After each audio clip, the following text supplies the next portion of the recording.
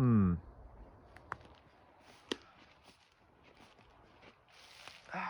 a little bit mucky in here. It's been early in the year for coming to this place. Still a bit swampy. This would not be dry land. It's fine in the summertime, but it's a bit mucky in the winter.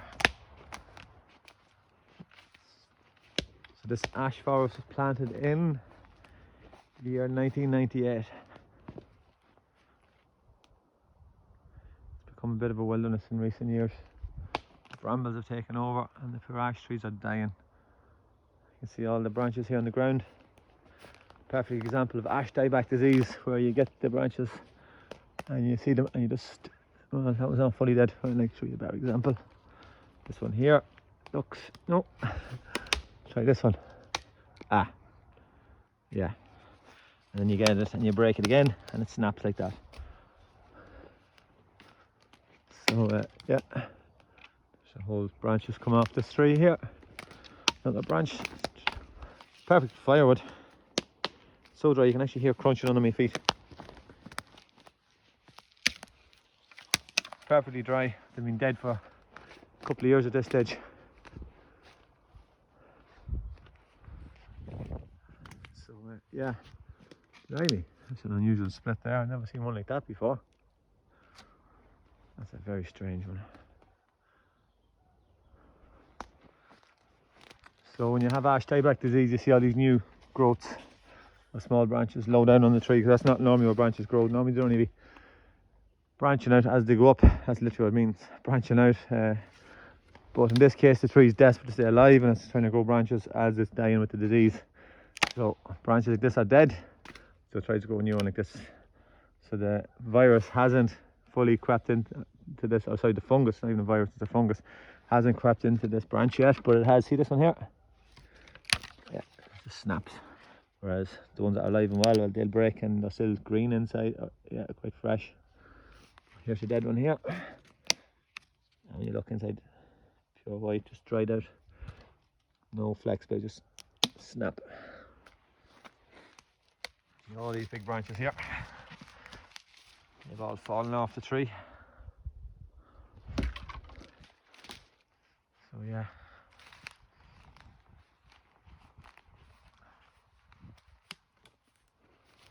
This is the middle of the ash forest. It's not the middle actually, sorry, that's a lie. That's the top 1/4. So that's the second quarter down there. So about a quarter way in, you can just about see a neighbour's house, the roof through the trees. You can hear cars in the distance. We're not too far from the Kells Kingsford Road, which is just over there. Probably, if you see the line of poles, probably 1, 2, 3, 4 poles away.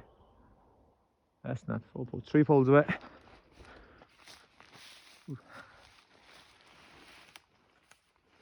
So this, like every other ash forest, has been devastated with the ash dieback disease imported into this country by non-native trees that were brought in by well, forestry companies doing what the government told them, which is to plant more trees pretty much. There's a nice little trail, see here? Some of the foxes, badgers, squirrels, whatever, they've obviously made this into a little path, so they use this regular. They have their own little highways. There's a road I made down through it. Well, my dad cut one row of trees out and we've driven down now with the loader. And if you go over here, I think there's another roadway down. So there's a couple of places where we've cleared a line of trees just to allow access.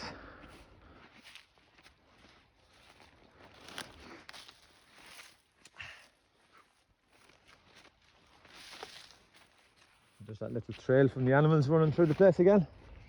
So yeah, there's the next path down through the forest. I think there's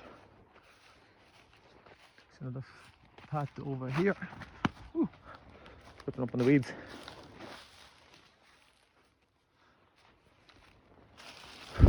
Yeah, so there's one more path there on the edge, and there's the next neighbouring house, and there's another house over there, and the power lines.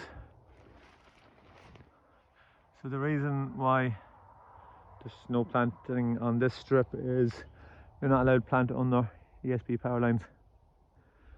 So you're forced to keep this clear for access reasons, and so that the trees as they grow in years to come wouldn't interfere with the cables. So you end up with this, I want to say, an acre or so of land that's not planted. Bit of a wilderness. So that's the bit you see from the road very clearly. By the time you come down here, you're disappearing into oblivion. So that's probably 4 or 5 acres up there, and another 15 or so down that way. Well off the beaten track. So yeah, it's kind of sad watching all the trees when they should be starting to green up this spring into the early summer. They will green up in patches on certain trees, and I'll come back and I'll make a video later on, maybe if we see it in May or June, July, when everything should be really green and healthy looking. Instead we'll have big gaps, but there'll be simply no leaves on the trees, and at that stage you'll be able to identify which trees are dead or dying. So some will be partially dead, with, you know, branches on them just starting to decay, and others with just completely bare, and some of them might look quite healthy. That's a strange thing, but there'll be a lot of dead ones, and each year goes by we're seeing more and more.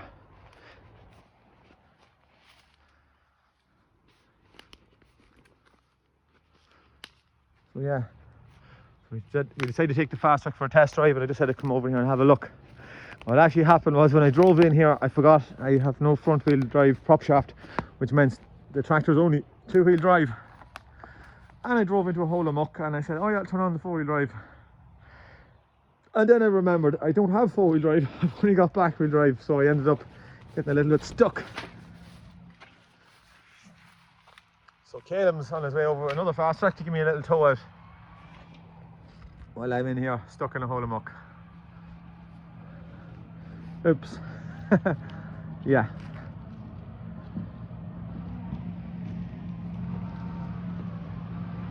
Here comes Caleb. Gonna save the day.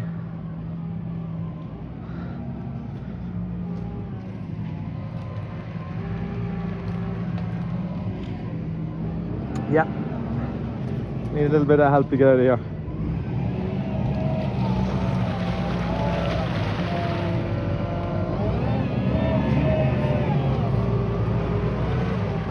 You'll be fine, it's not the chain.